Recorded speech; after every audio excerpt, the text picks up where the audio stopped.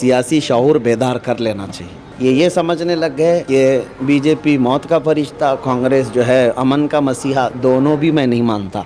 ना ये मौत ला सकते हैं और ना ये अमन ला सकते हैं।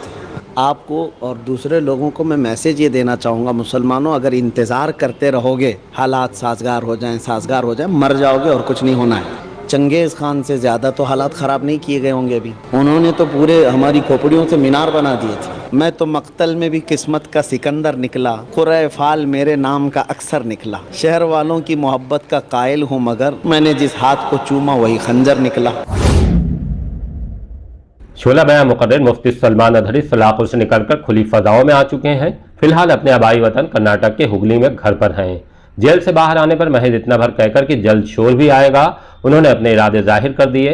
मुफ्ती सलमान अदहरी ने ये बात तब कही जब उनके नीचे शेर आया का शोर गूंज रहा था। खैर, हम आपको सलमान अदहरी की बेबाकी, मजबूत इरादे और जोश से लबरेज सीख देने वाली गुफ्तगू सुनवाते हैं जो उन्होंने द लीडर हिंदी के साथ आला हजरत के उर्स के मौके पर एक्सक्लूसिव इंटरव्यू में जाहिर किए थे।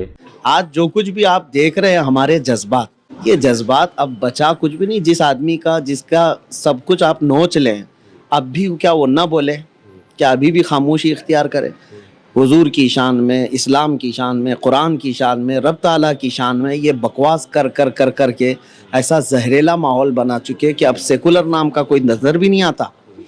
तो अब इतना सब माहौल जब क्रिएट किया गया हो तो क्या मैं अपने कौम की तरफ से, अपनी कम्युनिटी की तरफ से इतना भी नहीं बोल सकता हक बात कि दीन इस्लाम या आजकल का लाया हुआ दीन नहीं है।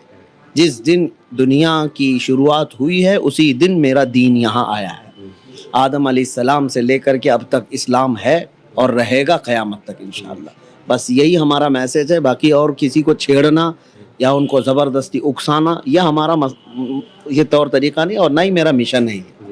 और मैं तो यही कहता हूँ, आज भी हमारे लिए तो ये बात है कि हम तो टूटी फूटी जमात के हैं। 14% तुम्हारी तादाद के हिसाब से हिंदुस्तान में है, लेकिन फिर भी अपनी कौम को, तुम्हारी पूरी कौम को डराने के लिए हमारा ही नाम इस्तेमाल करना पड़ता है। हाँ, कुछ बात तो है कि मिटती नहीं हस्ती हमारी, सदियों रहा है दुश्मन दौरे ज़मा हमारा। हाँ, तो ये हमारे लिए कोई मसला नहीं है। वो इस तरह की बहुत सारी बातें बहुत बरसों से आई हैं, आती रहेंगी, लेकिन इस्लाम पहले भी उसी तरह लहलहाता था, है और रहेगा इंशाअल्लाह। जैसे हर तरफ से ये आवाज़ आ रही है कि माहौल जो है, हालात हैं वो साजगार नहीं है, लेकिन इनका हल क्या है? ये जुमला जो है ना, आप अपने बाप से, अपने दादा से भी पूछे होते ना तो वो भी यही कहते हैं। उनके ज़माने में भी हालात साजगार नहीं थे।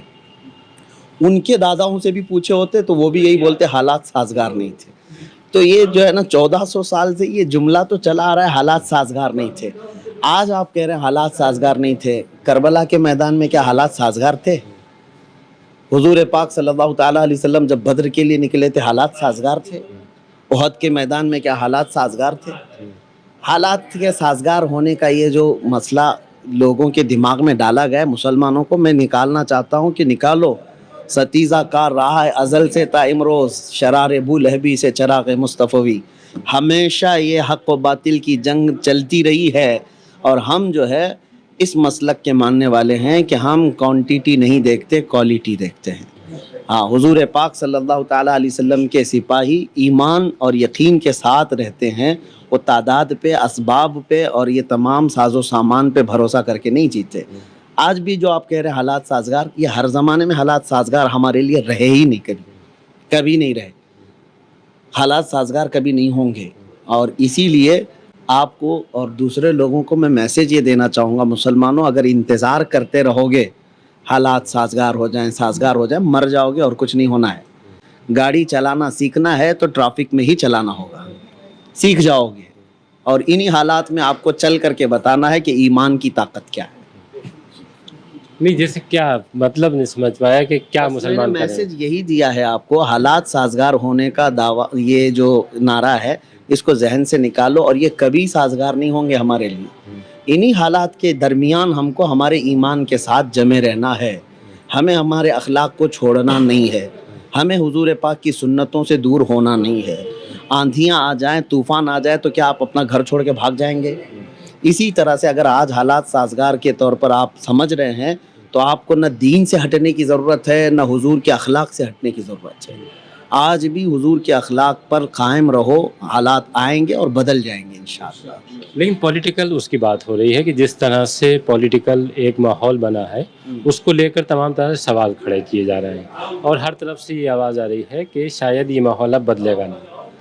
آپ کو اگر میں بتاؤں, یہ پولیٹیکل ماحول اتنا بنایا گیا ہے, ایسا ہو گیا ہے, زہر ہو گیا ہے, ٹھیک ہے, آپ نے تاریخ پڑھی ہے, چنگیز خان سے زیادہ تو حالات خراب نہیں کیے گئے ہوں گے ابھی, ہلاکو سے زیادہ تو بربادیاں نہیں کی گئی ہوں گی ابھی. انہوں نے تو پورے ہماری کھوپڑیوں سے مینار بنا دیے تھے, ہمارے خون سے تو بغداد کو نہلا دیا تھا. تو یہ سب تو ظلم دیکھا ہے ہماری تاریخ نے. تو اب پولیٹیکل اعتبار سے اگر یہ اتنا سب کچھ بنا چکے ہیں, تو میں آپ کو ایک بات بتاتا ہوں. 100 سال پہلے 1925 کی بات کر رہا ہوں میں آپ کو, حجت الاسلام علامہ حامد رضا خان رحمۃ اللہ علیہ کا خطبہ ہے, ایک خطبہ صدارت. آپ نے کسی ایک کانفرنس میں خطبہ دیا تھا, یہ اس کی باتیں آپ پڑھیں تو آپ کو ایسا لگے گا وہ اس زمانے کی بات کر رہے ہیں, ابھی 2023 کی بات کر رہے ہیں. اس وقت 1925 میں انہوں نے فرمایا کہ حالات ایسے ہو گئے ہیں کہ ان لوگوں نے سیاسی ماحول بنا دیا ہے, جگہ جگہ قتل کے منصوبے ہو رہے ہیں, مسلمانوں کا بہشکار کرنے کے پلان ہیں, منصوبے ہیں, جماعتیں ہیں. یہ ساری باتیں وہ پڑھنے کے بعد میں نے سوچا 1925 میں یہ حالات تھے تو 2023 میں بدلے کہاں ہیں؟ اور اگر 100 سال پہلے بھی ایسا ہی تھا تب بھی اسلام ایسے ہی تھا.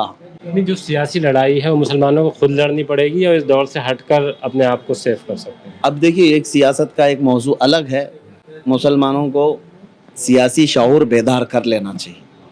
اب تک یہ بہت غلامی کے دور میں گزرتے گئے اور ان کا مائنڈ ایسا بنا دیا گیا ہے کہ اب ان کو ایسا لگتا ہے کہ جیسے دماغ میں یہ بٹھا دیا گیا, بی جے پی اور کانگریس یہ سمجھنے لگ گئے کہ بی جے پی موت کا فرشتہ, کانگریس جو ہے امن کا مسیحا. دونوں بھی میں نہیں مانتا, نہ یہ موت لا سکتے ہیں اور نہ یہ امن لا سکتے ہیں, ہمارے لیے نہیں.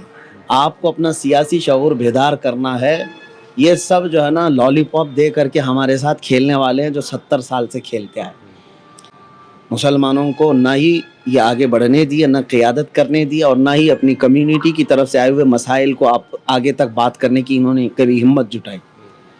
دوسرے سارے لوگوں کے ان کو راضی رکھنے کے لیے یہ سب کچھ کرنے کو تیار, لیکن مسلمانوں کے بارے میں ان کو پتہ ہے یہ چھوٹی چھوٹی چیزوں پہ راضی ہو جائیں گے.